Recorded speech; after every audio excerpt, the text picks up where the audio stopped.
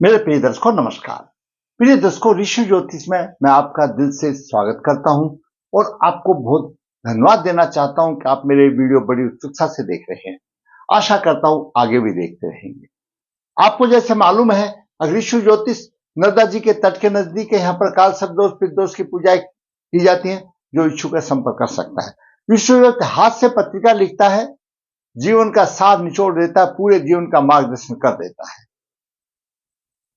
आज हम आपको एक वीडियो में बता रहे हैं, जातक का प्रश्न आया कि जातक मैं जितना कमाता नहीं उससे ज्यादा तो खर्च तैयार रहता है।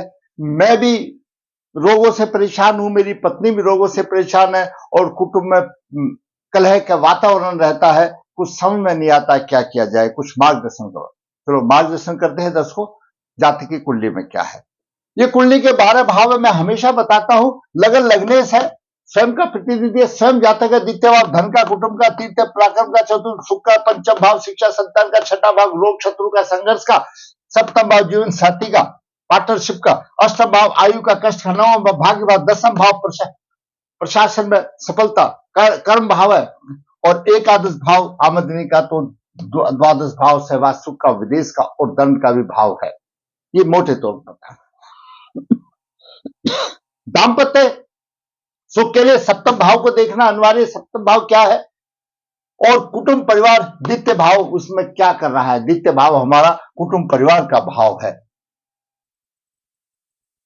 और कर्क राशि पर राहु और मंगल का सुप्रभाव हो, चंद्रमास तो आपकी कुंडली में कहीं पर भी कर्क राशि हो, चाहे यहां पर हो, यहां पर हो, यहां पर हो, यहां पर हो, यहां पर हो, यहां पर हो, कहीं पर भी हो, कर्क राशि पीड़ित हो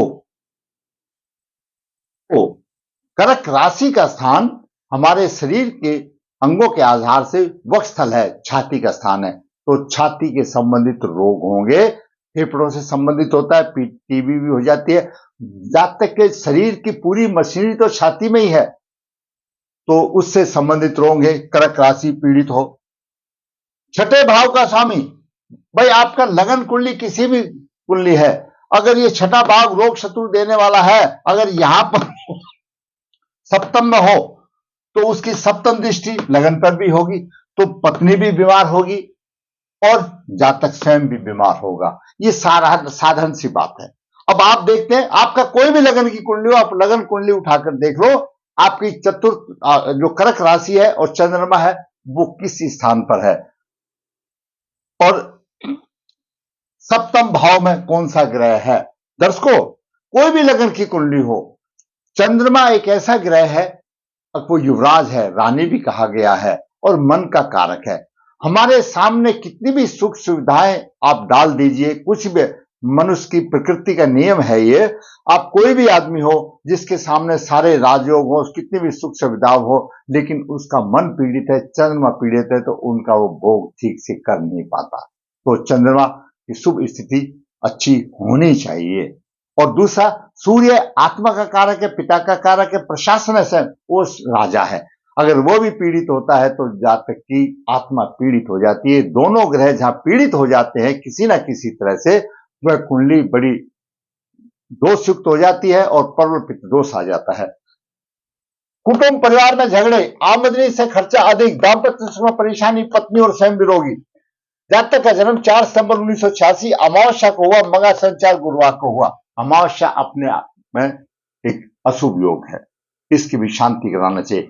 मगा नक्षत्र गणमूल तो है, लेकिन चरण 4 धन की आमदनी का है, इतना प्रभावी नहीं है। जैसे चरण 1 चरण 2 माता पिता के लिए अशुभ होता है, तो चरण 4 थोड़ा सामान्य है। गणमूल की करानी है तो नहीं भी चलेगा, कोई दिक्कत नहीं, क्योंकि वो पैसे की उसकी आमदनी होती है चरण 4 से, कोई अशुभ देने वाला नहीं है।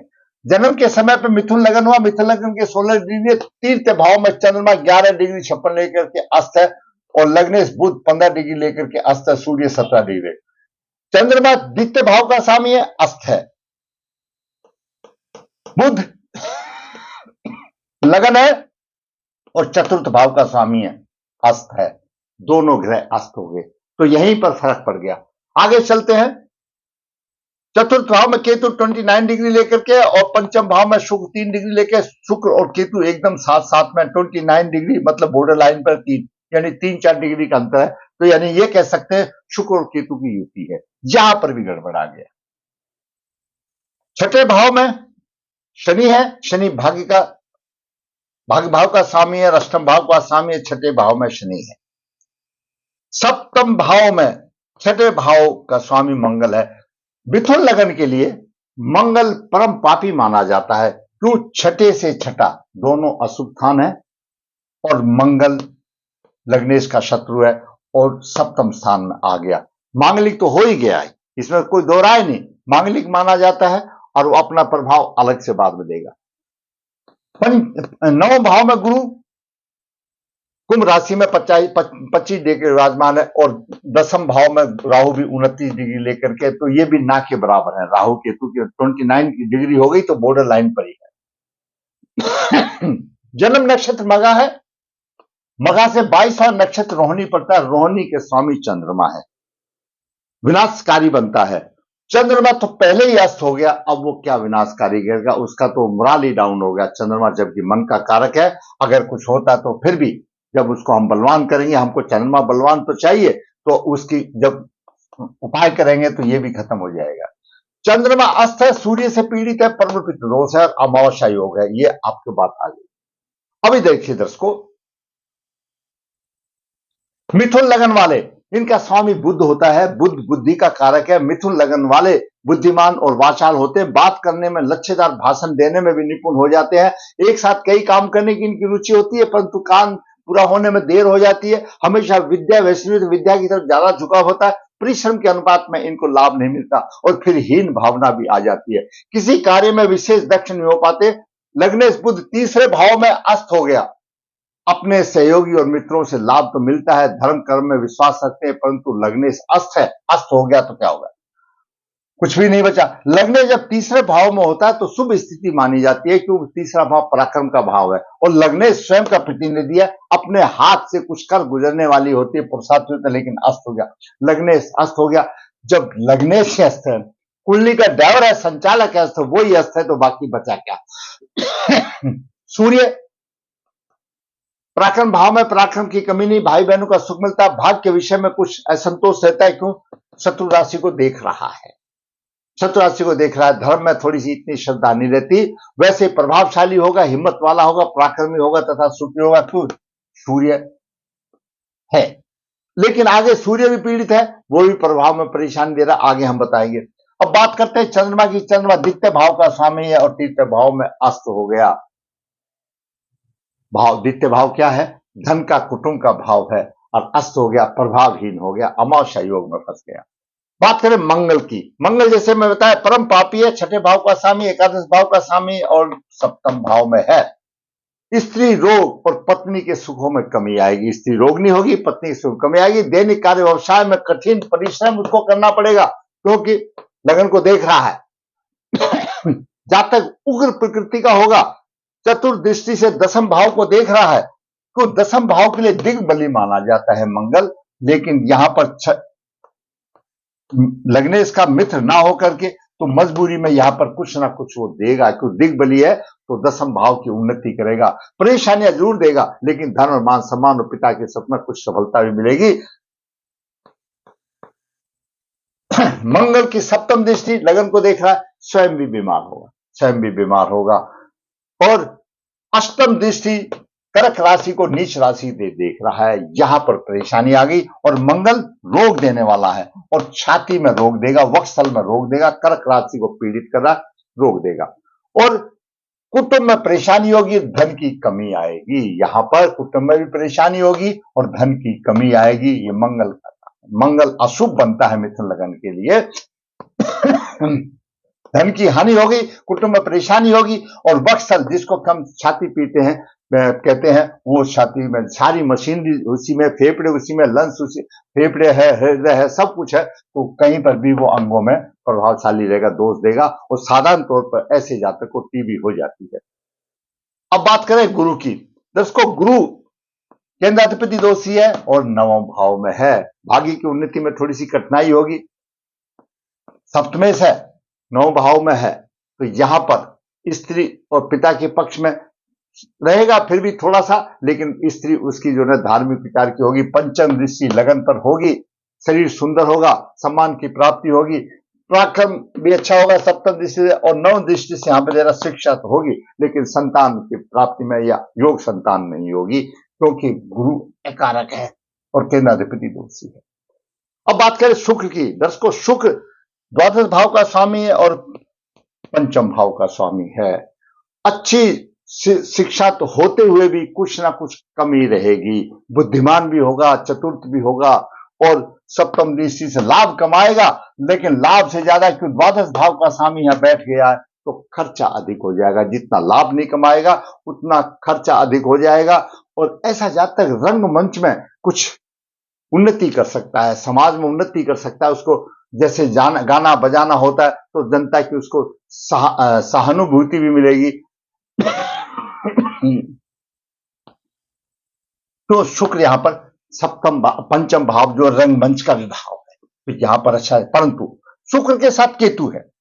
दर्शकों, जब शुक्र के साथ केतु हो जाता है तो ऐसा माना गया है कि स्वयं का तो दाम्पत्य जीवन खराब होता ही है, पड़ोसी का भी होता है। लाल किताब इस बात को स्पष्ट कहती है। हमने कई ग्रंथों का अध्ययन किया तो सभी ग्रंथ हमारे मार्गदर्शन के लिए है। लाल किताब स्वयं कहती है अगर शुक्र के साथ केतु हो तो ऐसे जातक में इतना झगड़ा होगा कि पड़ोसी का घर भी खराब हो जाएगा। तो यहाँ पर दाम्पत्य सुख परेशानी देता है और दाम्पत्य सुख में हानि का योग बनता है। शनि भाग्य भाव का स्वामी, अष्टम भाव का स्वामी, छठे रोग भाव में, शत्रु और झटकों से सफलता मिलेगी।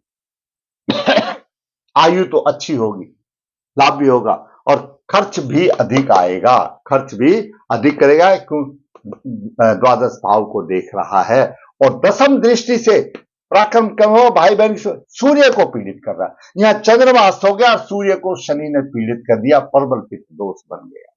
ये पेट संबंधित परेशानी आएगी और परिश्रम करने, अथक परिश्रम करने वाला तो होगा लेकिन कोई फायदा नहीं होता, क्योंकि दाम्पत्य सुख नहीं, धन और कुटुंब में कलेश का कारण है, आमदनी कम है, खर्चा ज्यादा है, पत्नी बीमार है और स्वयं जातक बीमार है, और शुक्र और केतु की युति, ये सारी परेशानी आ रही। और मंगल की महादशा। दर्शकों, मैं हमेशा कहता हूं अभिभावक माता पिता उस बच्चे की कुंडली शुरू में ही किसी की अच्छे योग पंडित जी से दिखा ले। जब दशा आती है तो ग्रह नहीं छोड़ते। जब मंगल की दशा आ गई 2023 से तो जातक ने प्रभाव देना शुरू कर दिया, उसको रोग देने शुरू कर दिए, खुद भी बीमार और पत्नी भी बीमार। अगर पहले जागे होते तो दर्शकों, ज्योतिष कोई बटन नहीं है कंप्यूटर का दब जाएगा, आपको उपाय करना पड़ेगा, आपकी श्रद्धा के अनुसार में फिर भगवान फल देंगे। तो पहले उपाय किया होता तो हो जाता। तो यह समस्याएं रही। कर्क राशि पर राहु और मंगल का सुप्रभाव, राहु का भी कुछ ना कुछ सुप्रभाव और 29 में थोड़ा है लेकिन कर्क का ही काफी है, और चंद्रमा अस्त हो गया। छठे भाव का स्वामी सप्तम में रोगी, पत्नी में रोगी और दाम्पत्य सुख में कमी का कारण बन गया। छठे भाव का स्वामी आ गया और शुक्र के साथ केतु हो गया। दर्शकों, दोष है, अमावस्या योग है, इनकी शांति कराना अनिवार्य है। शांति करा करके और शुक्र केतु की शांति करा करके, इनकी शांति करा करके, और जातक को गले में बुध का रतन, शनि का और शुक्र का रतन, तीनों भागवती लाकर गले में धारण करो और 3 महीने में मुझे बतागा फोन करके। मैं कहता हूं मेरा विश्वास है उसको अवश्य फायदा होगा, लेकिन ये दोष निवारण करके फिर दोष निवारण करें। अमावस्या का योग, अमावस्या योग में है, उनके पूर्वज जो है भटक रहे हैं, उनकी शांति होगी और जब भागवती लाकेट गले में धारण करेगा, आप 3 महीने के बाद, मेरा वायदा है, आपको कुछ ना कुछ फायदा होगा, लेकिन श्रद्धा आपके नीचे। मैंने एक होनहार पुरुष का, अभी कितनी आयु है, 14 से 38 साल की आयु है, और बेचारा अभी परेशान हो गया, आगे तो उम्र बहुत है, मार्गदर्शन किया। अगर आप सोचते हैं कि मेरा वीडियो किसी और का भी मार्गदर्शन कर सकता है तो भाई मैं कहूंगा इसको शेयर करें, लाइक करें, और जिसने मेरा चैनल सब्सक्राइब नहीं, सब्सक्राइब है, ताकि मेरे चैनल की ग्रोथ और इसी प्रकार में वास्तविक दोषों के साथ, वास्तविक योगों के साथ आपका मार्गदर्शन करता रहूं। धन्यवाद।